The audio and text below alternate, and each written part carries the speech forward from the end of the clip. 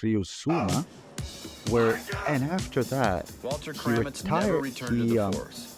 Just Being before naked in retiring, public was he a decides revelation to for go him. back to Italy, Walter loves the attention, and he plays in Serie B, but always the tosses the fourth pouch division to his of new Italy, wife, for Miss Heather Weintraub a Kravitz. club that is actually not Italian, but from San Marino, called Tre Penne. And I believe also he went there with his son, who was just a kid, but he stayed there just for like Henry and a Leonard month still or 2 refer months. to He the did Arthur make Hurt appearances job in as the the low Europa point of their Conference League professional qualifying, careers. but that's where he ended up just before retiring. Wow, that's good for him, and a trend amongst Brazilians that never want to stop, right? Like we would see Rivaldo. with the exactly. Yeah. Playing till he's 65. No, Douglas Maicon, absolutely. The ability to bomb forward, We all go along how day after strong day he when was suddenly a bomb drops into our physically, lives. and Sometimes yes, you can't also get out kind the of way. the beginning Sometimes of this, you It's know, a new beginning. when we look at that Let's take it position slow. as a manager in this Absolutely. era, We were married a defensive week after abilities Anna's are divorce. not the What priority. is But it that having brings said two that, strangers together so that I one don't soul think inhabits two Mourinho bodies? would have played him for those two Sometimes it's seasons if he couldn't profound. defend. Yeah, Sometimes exactly. And I mean, he also at the end he arrived. He also put Zanetti into midfield, pretty much, and that Yeah. he was there in the midfield with Stankovic and Cambiaso. Talk about the most defensive midfield trio of all time. But So cynical. Yeah. Those I get angry just thinking about those years of Inter, but you know what? It is what it is.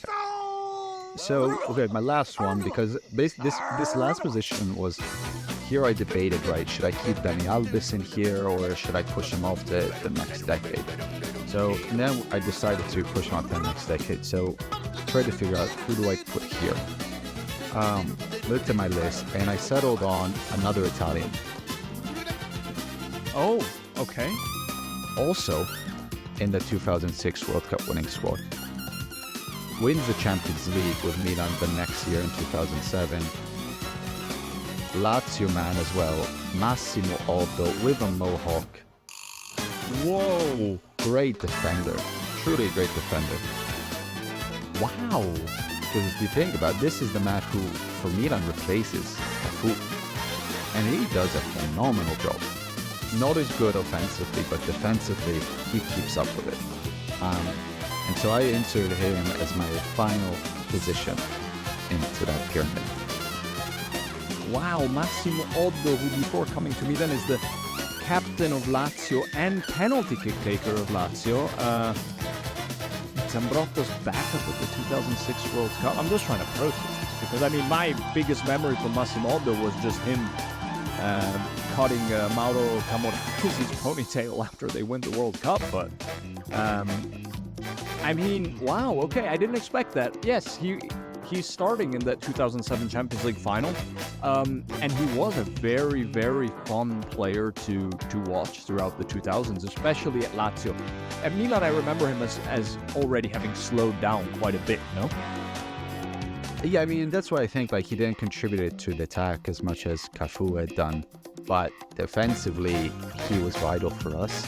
I mean, he even won a Coppa Italia with Lazio, which isn't a small feat, right? Because Italy, there's not a lot of competition. But I think he also helps to characterize that era where you still really had this defensive-minded thought about that position. But he still had really, as a lot of Italians veteran did, was the masterful ability to defend.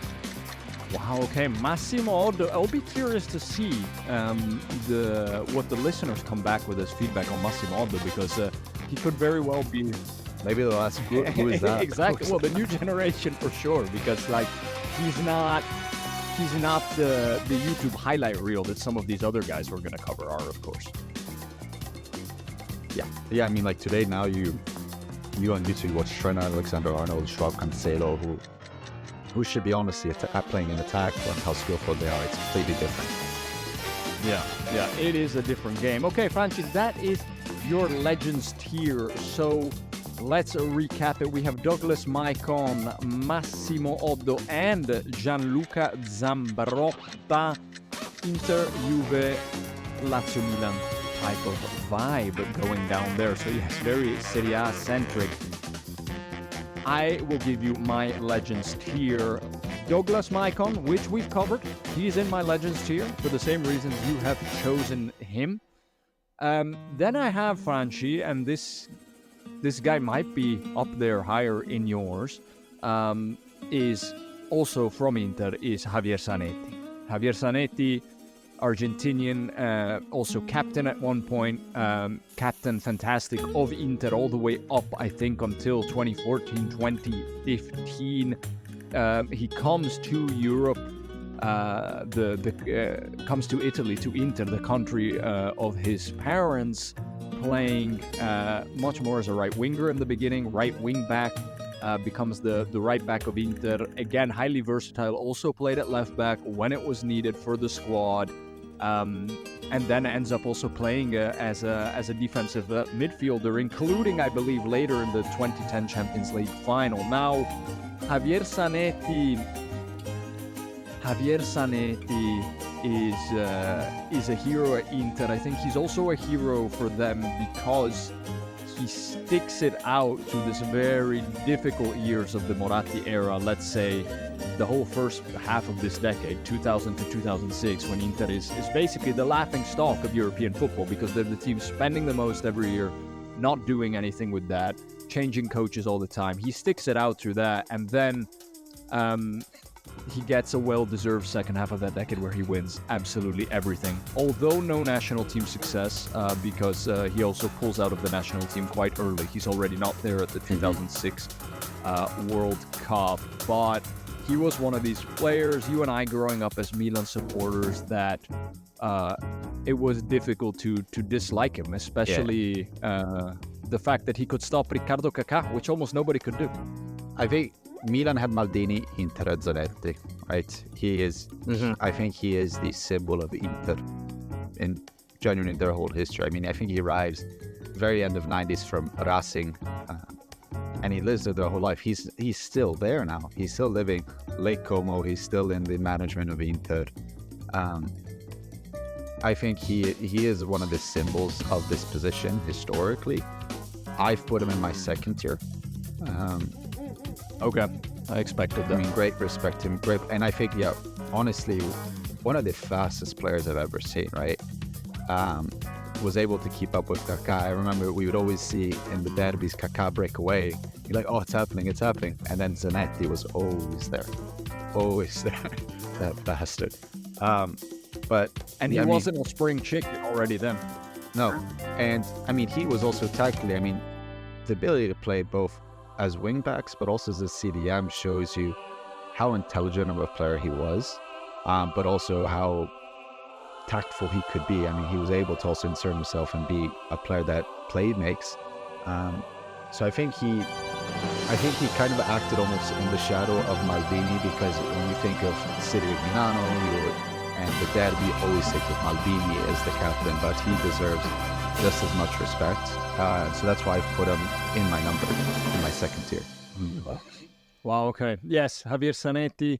I understand why you put him in your second tier. I think probably a lot of our other listeners, in terms of iconicness, ultimately, I'll get into when we cover second tiers why I put him under this other person.